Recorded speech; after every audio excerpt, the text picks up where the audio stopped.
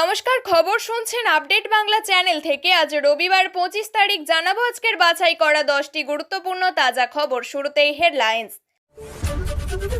দাহ করো, না হলে নদীতে ভাসিয়ে দেব। চিপস কাণ্ডে মৃত শিশুকে নিয়ে কেন বলল পুলিশ? পেহেলগাঁওয়ে মহিলারা বীর ছিলেন না, সাহসের অভাব ছিল, তাই জঙ্গিদের শিকার হয়েছেন, মন্তব্য বিজেপি সাংসদের। নির্বাচন কমিশনের ঘোষণা, গুজরাট, কেরল, পাঞ্জাব এবং পশ্চিমবঙ্গের 5 আসনে উপনির্বাচন 19 জুন। বিধানসভা ভোটের আগেই শুভেন্দু গড়ে গেরুয়া ঝড়, নন্দীগ্রামে বিরাট সাফল্য বিজেপির, গোল্লা পেল তৃণমূল। মন্দিরের আয়ও বসবে কর, কর্ণাটকের হিন্দু বিরোধী বিল এবার রাষ্ট্রপতির দরবারে। এবার হামলা হলে কল্পনাও করতে পারবে না, বিশ্বের সামনে পাকিস্তানের সকল তথ্য ফাঁস করলেন ওয়াইসি। গুজরাটে লুকিয়েছিলেন, ধরপাকড় শুরু হতেই কিলবিল করে বেরিয়ে এলেন বাংলাদেশিরা। নিহতদের পরিবারের সঙ্গে সাক্ষাৎ সেরে পুঞ্চে গুরুদ্বার পরিদর্শনে রাহুল গান্ধী। পাক হামলায় ক্ষতিগ্রস্ত হয়েছিল এক ধর্মীয় প্রতিষ্ঠান। বিপদের দিনে পাশে ছিলেন দিদি, দেখা করে কৃতজ্ঞতা জানাতে চান পুনমের স্ত্রী রজনী। বাজলো 36 ঘন্টার বিপদ ঘন্টা, ডুববে দেশের 3 শহর, সাইক্লোন শক্তি হবে কালনাগিনী ছোবল। এবার আসছে বিস্তারিত খবরে। আলু থালু চুল, পরনে ছাপা শাড়ি, কথা বলতে বলতে হাঁপিয়ে উঠেছেন মহিলা। ছেলের মৃত্যুর শোক কি মা ভুলতে পারে এত তাড়াতাড়ি? মাটিতে বসে জানালায় হেলান দিয়ে ছোট্ট কৃষ্ণেন্দু দাসের মা এক রাশ ক্ষোভ উগরে দিলেন অভিযুক্ত সেই সিভিক ভলেন্টিয়ারের বিরুদ্ধে। তার পরিষ্কার অভিযোগ, যদি না ওই সিভিক ভলেন্টিয়ার এভাবে ভরা বাজারে সামান্য চিপসের প্যাকেটের জন্য ছেলেটাকে বকতো, তাহলে হয়তো তার সন্তান এত বড় সিদ্ধান্ত নিত না।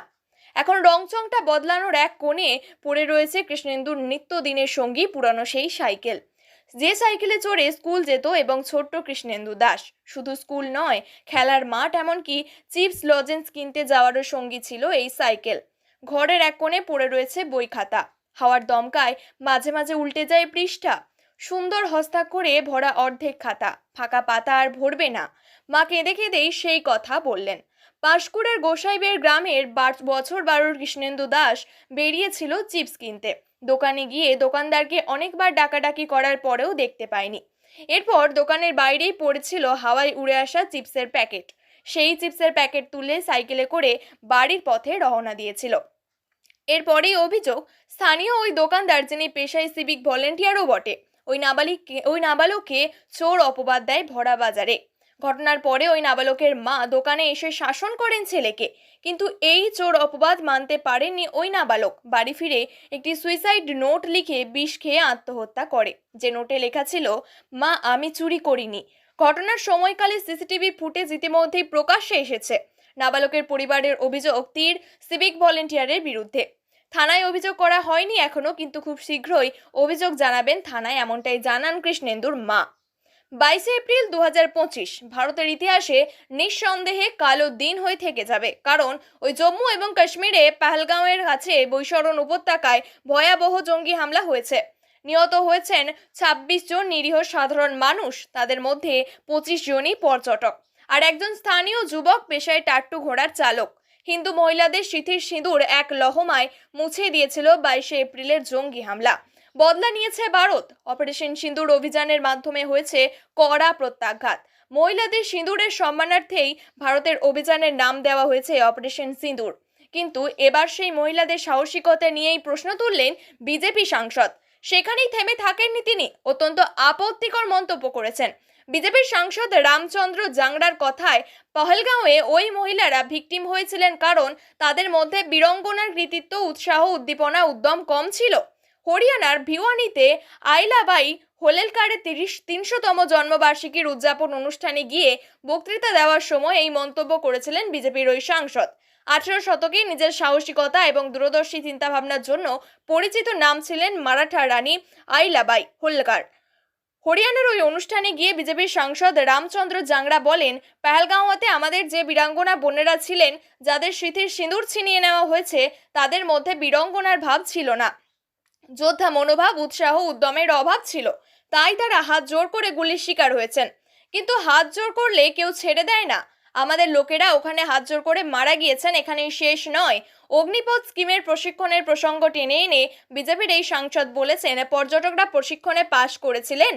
3 জন জঙ্গি 26 জন মানুষকে মারতে পারে না, ওদের উচিত ছিল লড়াই করা। যদি করতেন তাহলে হতাহতের সংখ্যা অল্পই হতো। বিজেপির এই সাংসদকে প্রশ্ন করা হয়েছিল, মহিলারা জঙ্গিদের সঙ্গে লড়বেন এটা তিনি কিভাবে আশা করেন। জবাবে রামচন্দ্র জাংরা বলেন, আইলাবাই হোলকার একজন মহিলা ছিলেন, ঝাঁসির রানী লক্ষ্মীবাইও তাই। তারা কি লড়াই করেননি? আমরা চাই আমাদের বোনেরা সাহসী হোক, সাহসের সঙ্গে বেঁচে থাকুন।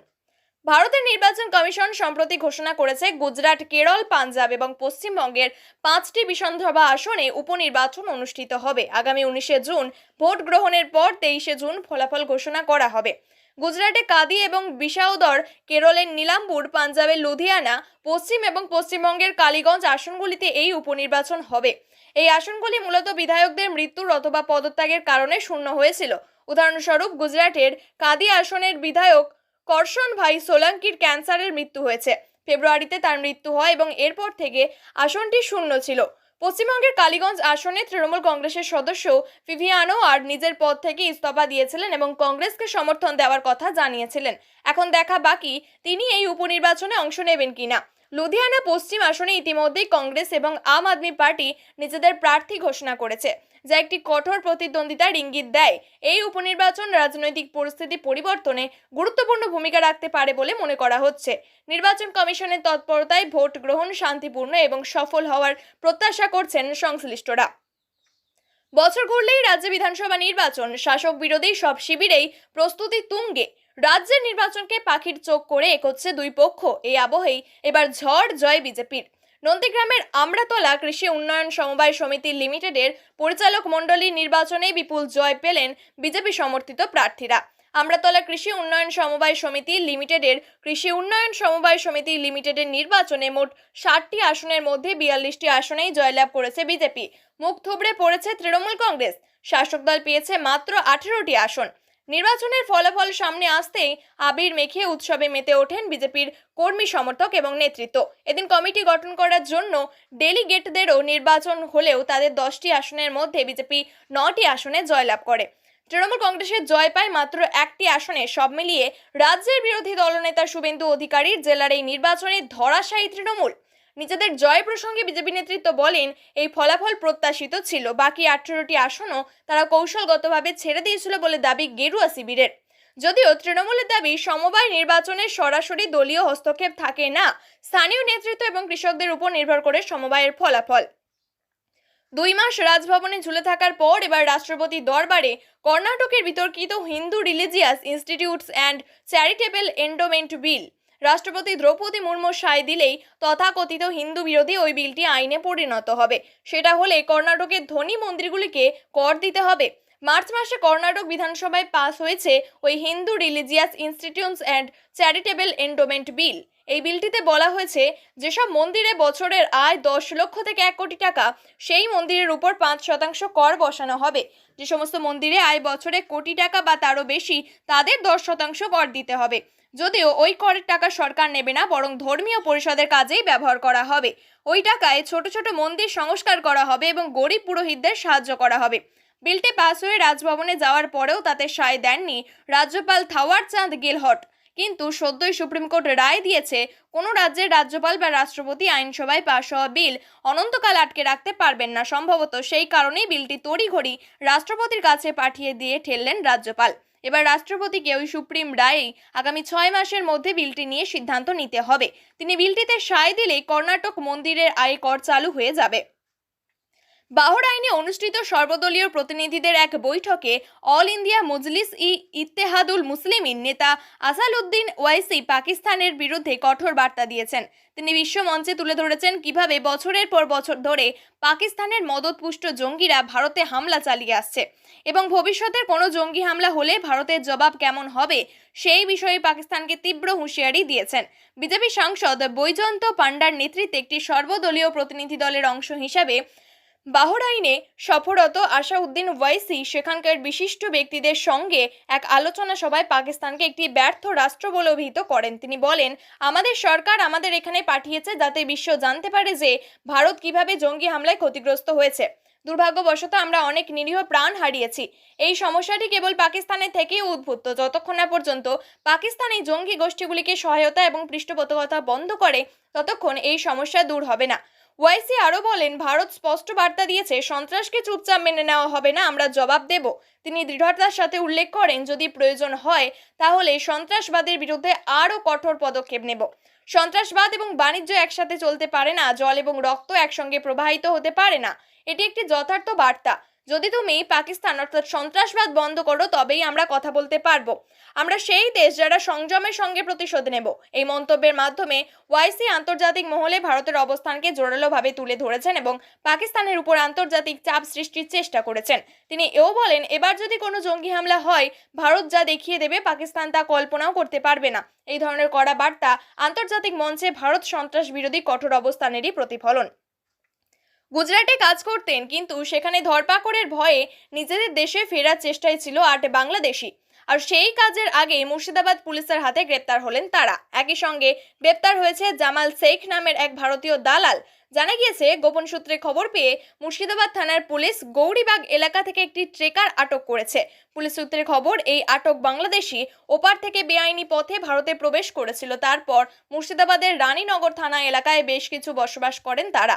সেই সময় সেখান থেকে আধার কার্ড, ভোটার কার্ড বা রেশন কার্ডের মতো বিভিন্ন জাল নথি তৈরি করে তারা। তারপর পরিযায়ী শ্রমিক হিসাবে কাজ করার জন্য তারা চলে যায় গুজরাটে। কিন্তু গুজরাট, হরিয়ানা, রাজস্থানে সম্প্রতি প্রচুর বেআইনি অনুপ্রবেশকারী বাংলাদেশি ধরা পড়ে। আর তাতেই ভয় পেয়ে এই 8 জন বাংলাদেশে ফিরে যাওয়ার পরিকল্পনা করেন এবং গুজরাট থেকে পালিয়ে আসে মুর্শিদাবাদে ফিরে তারা বহরমপুরে লুকিয়েছিল বেশ কিছুদিন।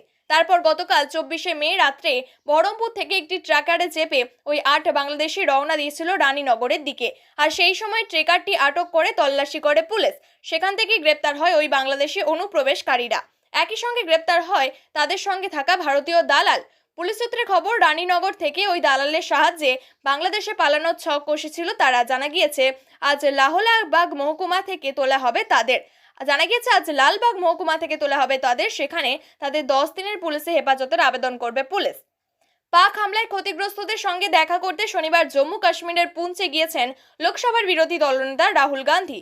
ভারতের অপারেশন সিন্দুর অভিযানের পরেই পাকিস্তানের সেনাবাহিনী সীমান্ত এলাকার নাগাড়ে হামলা চালায়। গুলিবর্ষণ, ড্রোন এবং ক্ষেপণাস্ত্র হামলায় সীমান্ত এলাকার বহু সাধারণ মানুষ প্রাণ হারিয়েছেন। ক্ষতিগ্রস্ত হয়েছে ঘরবাড়ি, ধর্মীয় প্রতিষ্ঠান। এদিন নিহতদের পরিবারের সঙ্গে সাক্ষাৎ করেছেন রাহুল গান্ধী। ক্ষতিগ্রস্ত এলাকা পরিদর্শন সেরে কংগ্রেস সাংসদ যান পুঞ্চের গুরুদ্বার শ্রী গুরু সিং সভা পরিদর্শনে। পাক হামলায় ক্ষতিগ্রস্ত হয়েছিল এই গুরুদ্বারটিও। পাকিস্তানের দীর্ঘ 1 মাসের বন্দিদশা কাটিয়ে অবশেষে দেশের মাটিতে ফিরেছেন বিএসএফ জওয়ান পূর্ণম কুমার সাউ। হুগলির রিসরার বাড়িতে ফেরার পর থেকেই যেন উৎসবের আবহ। শুধুমাত্র পরিবারের নয়, গোটা এলাকায় আনন্দ, কৃতজ্ঞতা, আবেগ সবকিছু মিলিয়ে এক অভূতপূর্ব অনুভবের সাক্ষী থাকলো রিসরা। পাকিস্তানের স্বামীর বন্দিদশার সময়ে রজনী প্রতি শনিবার ব্রত পালন করতেন, প্রার্থনা করতেন স্বামী যাতে নিরাপদে ফিরে আসে। তিনি বলেন, আমি জানতাম ও ফিরে আসবেই, মন বলছিল। আর মুখ্যমন্ত্রী তো সবসময় সাহস দিয়েছেন, এই বিশ্বাসকে তাকে ভেঙে পড়তে দেয়নি। কাল শনিবার স্বামীকে পাশে পেয়ে সাংবাদিকদের মুখোমুখি হয়ে রজনী বলেন, আমি মুখ্যমন্ত্রীর সঙ্গে সাক্ষাৎ করতে চাই। তিনি যেভাবে পাশে ছিলেন তা আমরা কোনোদিন ভুলতে পারবো না। স্বামীকে নিয়ে যাব, যেন উনি নিজের চোখে আমাদের দেখে নিতে পারেন। এই অনুভব শুধু কৃতজ্ঞতার নয়, বরং এক নেত্রী এবং এক সাধারণ পরিবারের মধ্যে তৈরি হওয়া আন্তরিক বন্ধনের প্রতিচ্ছবি। পূর্ণম বলেন, দেশের মাটিতে ফিরতে পেরে আমি আনন্দিত। আমি কৃতজ্ঞ মুখ্যমন্ত্রীর প্রতি। উনি আমার পরিবারকে ভরসা জুগিয়েছেন, সাহস দিয়েছেন। তার কথায় স্পষ্ট, দায়িত্ব পালন করতে গিয়ে শত্রুর হাতে বন্দী হলেও দেশের প্রতি বিশ্বাস এবং মানুষের পাশে থাকার শক্তিই তাকে দেশে ফিরতে সাহায্য করেছে। বিগত কয়েকদিন ধরে একাধিক ওয়েদার মডেল এসেছে সামনে। জানা যাচ্ছিল, মে মাসের শেষের দিকেই ভারতের স্থলভাগে আছড়ে পড়তে চলেছে আরব সাগর এবং বঙ্গোপসাগরে তৈরি হওয়া ভয়ঙ্কর ঘূর্ণিঝড় শক্তি। প্রবল ক্ষমতাশীল হয়ে সাইক্লোন আছড়ে পড়বে বলেই আশঙ্কা করা হচ্ছিল, কিন্তু এখন পট পরিবর্তন। আইএমডি জানিয়েছে যে দক্ষিণ উপকূল মৌসুমী বায়ুর পরিস্থিতি এখন সামঞ্জস্যপূর্ণ।